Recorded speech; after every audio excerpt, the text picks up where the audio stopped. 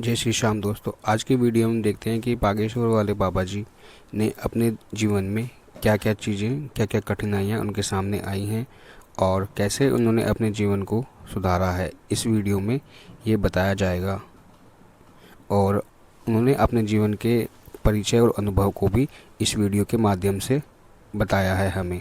जय श्री श्याम दोस्तों।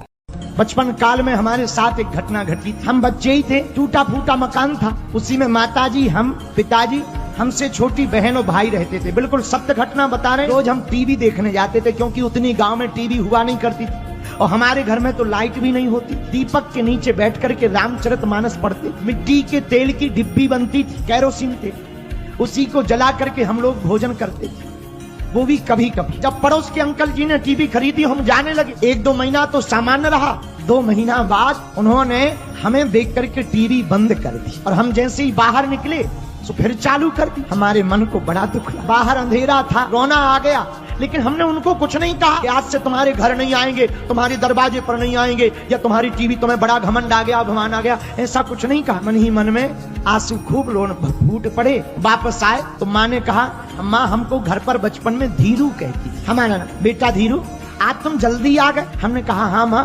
आज कार्यक्रम ठीक नहीं आ रहा था, सीरियल ठीक नहीं आ रहा। माँ को लगा होगी कोई बात। हमारा जो पुराना मकान अभी भी है, उसी मकान के पीछे एक नाला है। हमें इतना रोना आया, हम व्यासपीठ पर सत्य बता रहे हैं कि हम नाले के किनारे बैठे गए और खूब रोए।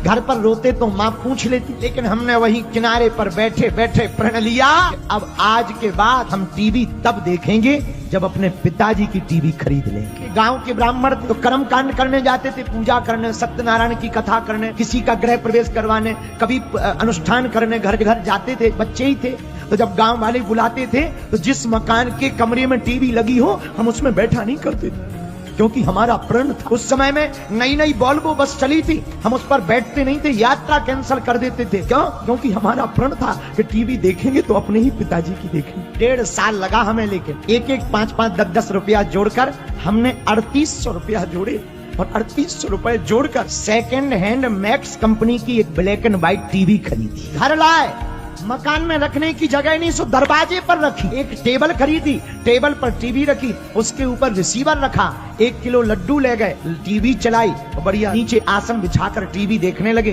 तो भगवान की बड़ी कृपा, उस वक्त हमारे पास सिद्धि भी नहीं थी। भैया जो अंकल जी ने हमें भगाया था, उनकी टीवी फूक गई। उनकी टीवी फूक गई तो वो अपने पास आए, हमको नाराज होके बोले, क्यों इतना बर्बाद कर दिया 3800 रुपया है? शर्म नहीं आती है? ये कहीं लग जाता, मकान में लग जाता, कपड़े ले लेते, अच्छा रहता। हमने धीरे से कहा, अंकल जी थैंक यू। उन्हें समझ में नहीं आया कि थैंक यू क्यों बोल रहे। हमने एक लड्डू छुपा के रखा था उनके लिए, हमने लड्डू दिया। बोले ये क्या है? हमका प्रसाद है टीवी की खुशी का। हमने नहीं बताया कि आपने उस दिन भगा दिया था इसलिए नहीं, हनुमान जी की कृपा की कह रहे भैया, हम तो अनपढ़ गवार। हनुमान जी की कृपा का प्रसाद बता रहे। जिन चाचा जी ने हमें टीवी देखने से भगाया था, तो वे रोज हमारा प्रतिदिन प्रवचन टीवी पर देख